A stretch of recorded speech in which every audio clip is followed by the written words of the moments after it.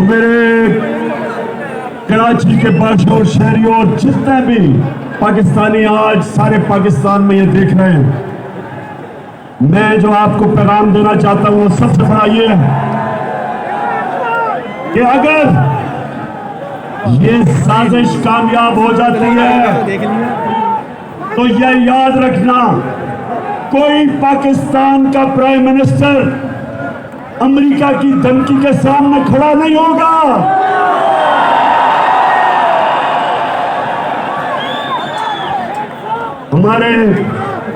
मुझे तकलीफ हुई, कल वजीरिस्तान में हमारे 8 जवान शहीद हुए।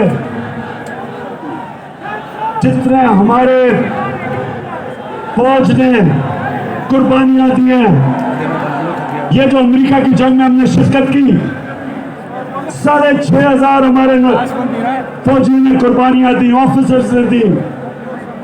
मेरी वालदा की तरफ से एक जनरल ने कुर्बानी दी, मेरे वालिद की तरफ से, उस फैमिली से दूसरे जनरल ने कुर्बानियां दी। हम सब जिनकी फैमिलियां फौज में हैं, सबको पता है कि ये जो अमेरिका की जंग में हमने कितनी कुर्बानियां दी। लेकिन किसी को याद है कि हम इस जंग में कैसे शिरकत किए? मैं आपको बताता हूं। एक धमकी आई अमेरिका से, जनरल मुशर्रफ अपनी किताब में लिखता है कि अमेरिका ने कहा अंग्रेजी कि we will bomb you into stone age, कि हम आपके ऊपर, अगर आपने हमारे साथ ना चले तो हम आपके ऊपर बमबारी करके आपको पीछे ले जाएंगे। एक धमकी, चारों शाने चित उनकी फौज में शिरकत कर ली, 80,000 अपनी लोगों को मरवा दिया, अरबों डॉलर का नुकसान करवा दिया। कबायली इलाके को हमने उजाड़ दिया।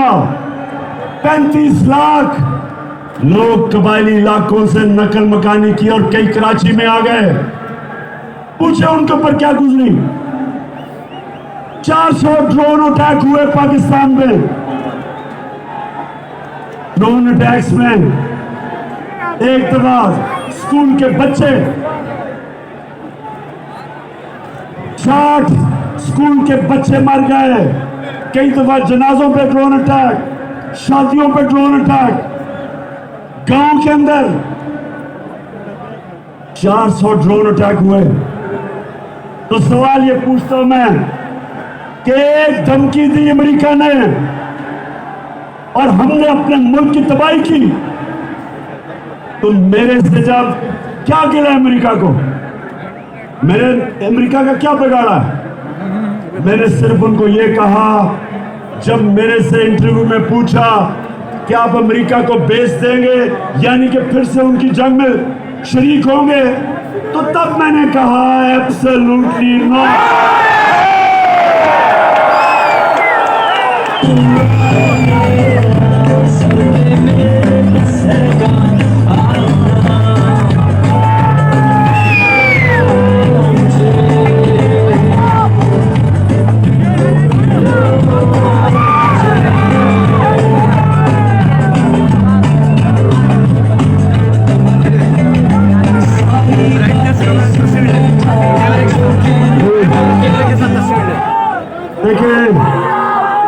पाकिस्तानियों सुनो मेरी बात। एक मुल्क का प्राइम मिनिस्टर वो मुल्क के बाप की जगह रखता है।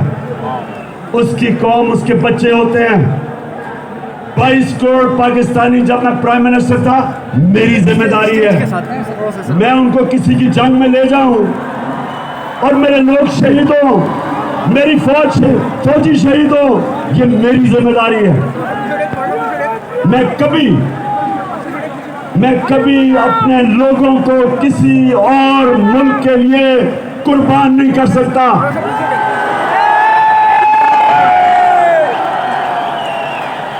मैं चेरी ब्लॉसम बूट पॉलिश नहीं हूं।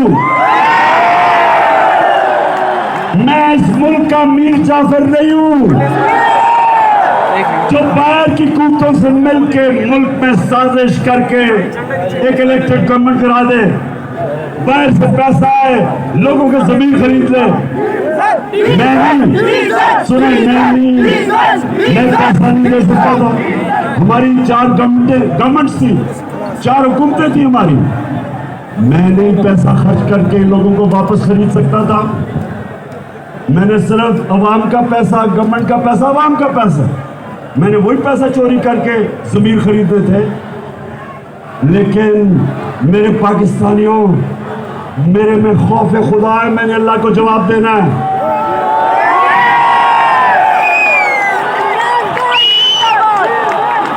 और मैं क्या अपने नौजवानों के लिए, अपने बच्चों के लिए मैं क्या मिसाल दूंगा कि मैं अपनी हुकूमत बचाने के लिए रिश्वत दे रहा हूं, जमीन खरीद रहा हूं।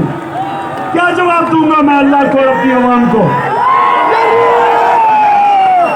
बेहतर है कि हुकूमत चली जाए, लेकिन अपने और आप नौजवानों याद रखो, कभी अपने जमीन का सौदा ना करना, कभी ना करना, क्योंकि थोड़ी देर तो पैसा मिल जाता है, बाकी जिल्लत ही जिल्लत है। ये अब लोटे जमीन फरोश जब पब्लिक में आएंगे,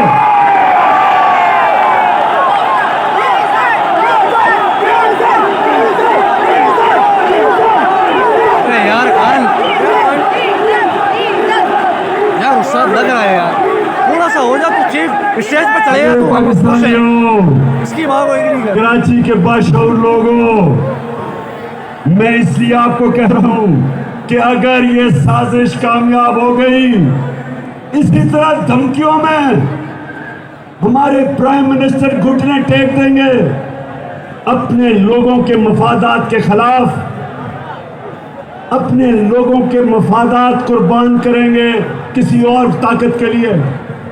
इसलिए जरूरी है कि ये मीर जाफर की हुकूमत को हम कामयाब ना होने दें। तो पाकिस्तानियों, फिर सुने, एक जनरल मुशर्रफ ने घुटने टेके उनकी जंग में ले जाने के लिए, और दूसरी तरफ उसने पता कब घुटने टेके, कोंडालीजा राइस जो उनकी अमेरिका की सेक्रेटरी ऑफ स्टेट थी, वो अपनी किताब में लिखती है कि मैंने बेनजीर और जनरल मुशर्रफ को इकट्ठा किया, और क्योंकि हम चाहते थे कि हमारी जंग लड़ाई है, तो मैंने इन दोनों को इकट्ठा किया, और तब जनरल मुशर्रफ ने एनआरओ दिया इन दोनों बड़े डाकुओं को, जरदारी को और नवाज शरीफ को। ये तब एनआरओ दिया गया, सारे इनके करप्शन के केसेस माफ कर दिए गए। ये फिर वापस आए, 10 साल इन्होंने मुल्क को लूटा, 10 साल मेरे ऊपर पहले दिन से प्रेशर डाला कि इनको एनआरओ दो, आज गवर्नमेंट गिरा देंगे, कल लॉन्ग मार्च कर देंगे। सारा वक्त इन्होंने मुझे ब्लैकमेल करने की कोशिश की कि हम इनको एनआरओ दे दूं। मैंने इनको तब कहा, मुझे फख्र है कि मैंने अल्लाह से वादा किया था कि मैं कभी अपनी कौम से गद्दारी नहीं करूंगा।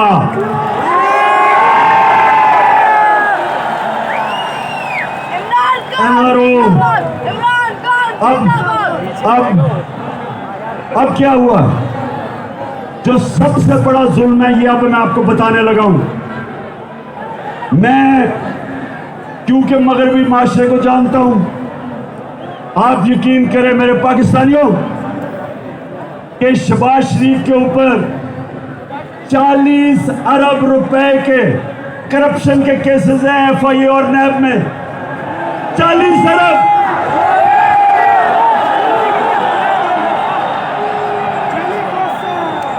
जो मैं मगरबी माशरा जानता हूं अपने मुल्क में,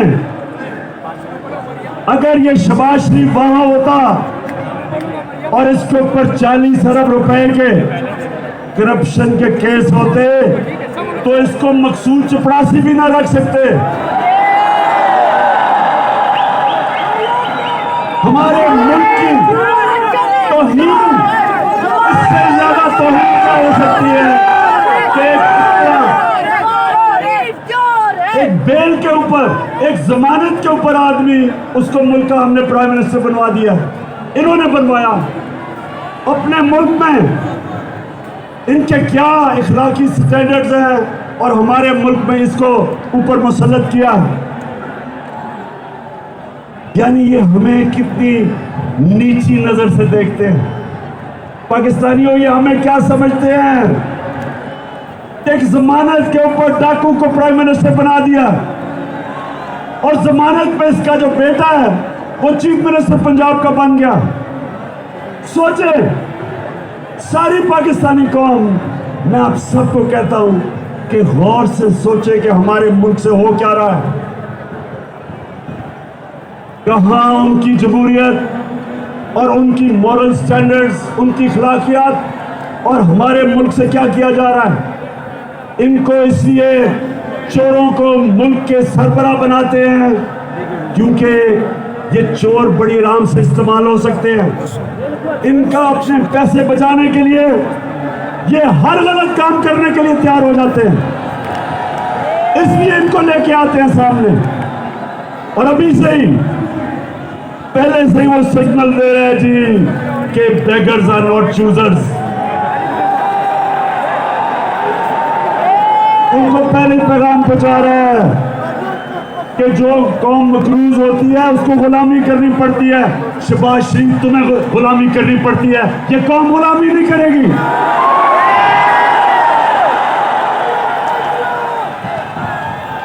कराची के लोगों, जो अब आगे होने जा रहे हैं, मैं इसलिए आप सबके पास आया हूं। अब ये क्या करेंगे? जब आपने बाहर से साजिश के तहत हमारे ऊपर अमेरिकनों ने इसको मुसल्लत कर दिया है, अब ये क्या करेगा? सबसे पहला काम इसने क्या किया कि जो 16 अरब के इसके ऊपर केसेस थे, जो नौकरों के नाम पे इसने 16 अरब रखे हुए थे, जिस FIA ने इन्वेस्टिगेट किया था, जिस ऑफिसर ने, सबसे पहले इसने उसको फारिग किया, सबसे पहले उसको निकाला। फिर लाहौर नैब पे इन्होंने फिर आदमी लेके आया है जो इनके केस खत्म करेगा और दूसरों के ऊपर केस बनाएगा, इंतकामी कार्रवाई करेगा। ये है पाकिस्तानियों, ये है पाकिस्तान जितना आज खड़ा कर दिया। कि वो लोग जो 30 साल से मुल्क को लूट रहे थे, उनको वापस मुसल्लत किया हमारे ऊपर, और वो अब क्या करेंगे?